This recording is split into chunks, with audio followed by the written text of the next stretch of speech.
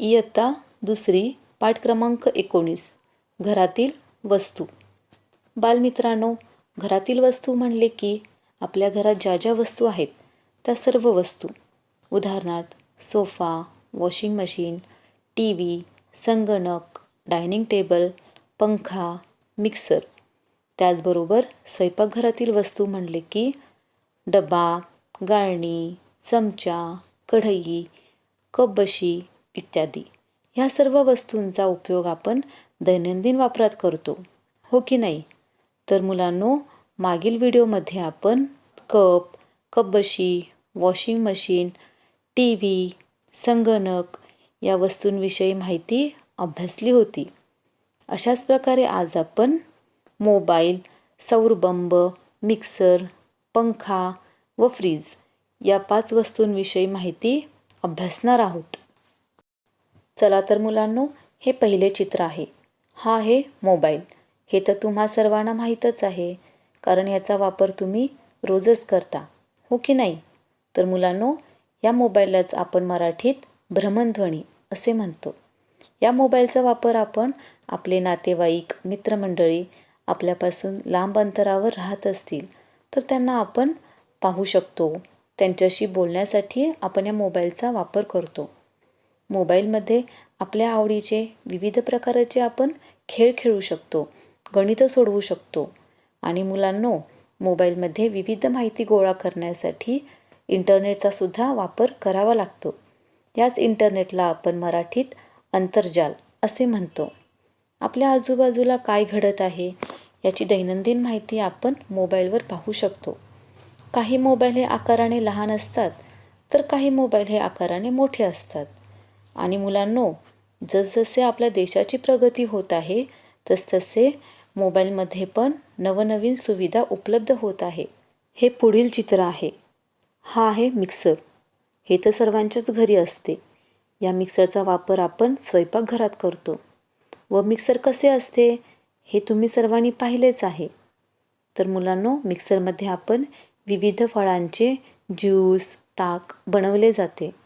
त्याचबरोबर मिक्सरमध्ये आपण एखादा अन्नपदार्थ बारीक करण्यासाठी याचा वापर करतो.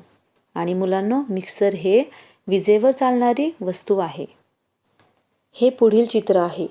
हा आहे पंखा. पंख्याचा वापर उन्हाळ्यात जास्त प्रमाणात केला जातो, कारण उन्हाळ्याच्या दिवसात खूप ऊन असल्यामुळे आपणाला गरम होत असते. म्हणून आपण पंखा चालू केल्यावर गार वारे मिळते. काही पंखे हे भिंतीवरील असतात, तर काही टेबलावरील देखील असतात.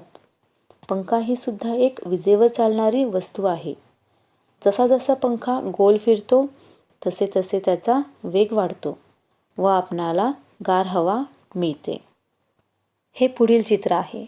हा आहे फ्रीज. यालाच आपण रेफ्रिजरेटर असे सुद्धा म्हणतो.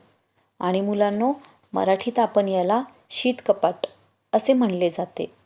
या फ्रीजचा सुद्धा वापर विजेवर केला जातो. फ्रीजचा वापर आपण भाज्या, दूध, फळे, अन्नपदार्थ खराब होऊ नये म्हणून करतो. त्याचबरोबर मुलांनो, तुमच्या आवडीचे अन्नपदार्थ म्हणजेच आईस्क्रीम, चॉकलेट, कँडी, बर्फ हे बाहेरील वातावरणात वितळते, तर हे पदार्थ घट्ट राहण्यासाठी फ्रीजचा उपयोग होतो. आपणाला फ्रीज हे वेगवेगळ्या प्रकारात पाहायला मिळते. उदाहरणार्थ single door, double door, top freezer, bottom freezer इत्यादी प्रकाराचे आपण फ्रीज बाजारात पाहतो. हे पुढील चित्र आहे. हे आहे सौरबंब. यालाच आपण सोलर वॉटर हीटर असेही म्हणतात. सौरबंब हे एक असे उपकरण आहे की ज्याचा वापर घरगुती किंवा व्यावसायिक वापरामध्ये पाणी तापवण्यासाठी सौर ऊर्जेचा वापर केला जातो. म्हणून हे उपकरण शक्यतो घरावरील छपरावरती किंवा मोकळ्या मैदानात बसवले जाते. या उपकरणाचे तोंड सूर्याच्या दिशेने असते.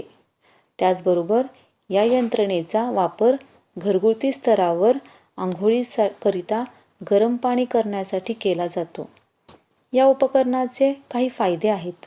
उदाहरणार्थ, या उपकरणामुळे इंधन बचत, विजेची बचत होते. आणि मुलांनो, हे उपकरण जरी बिघडले तरी ते दुरुस्त देखील करून मिळते. तर मुलांनो, अशा प्रकारे आज आपण पाठ क्रमांक 19 घरातील वस्तू या पाठातील मोबाईल, मिक्सर, पंखा, फ्रीज व सौरबंब या 5 उपकरणांविषयी माहिती अभ्यासली आहे. धन्यवाद.